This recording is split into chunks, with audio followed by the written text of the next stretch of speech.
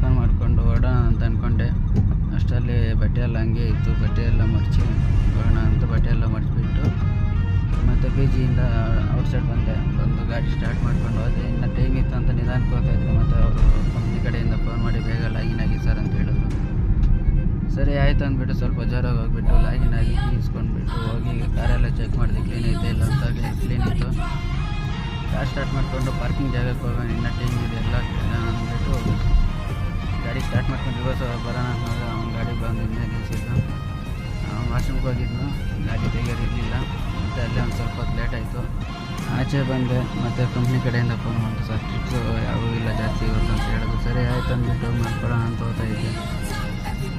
ಹೋಗಿ ಸೈಡ್ಗೆ ಹಾಕ್ಕೊಂಡು ಆಯ್ತು ಅಂದ್ಬಿಟ್ಟು ಒಂದು ಸ್ವಲ್ಪ ಹೊತ್ತು ರೆಸ್ಟ್ ಮಾಡೋಣ ಅಂತ ಅಂದ್ಕೊಂಡೆ. ಅಷ್ಟರಲ್ಲೇ ಇನ್ನೊಂದು ಪಿಕಪ್ ಬಂತು. ಸಬ್ಸ್ಕ್ರೈಬ್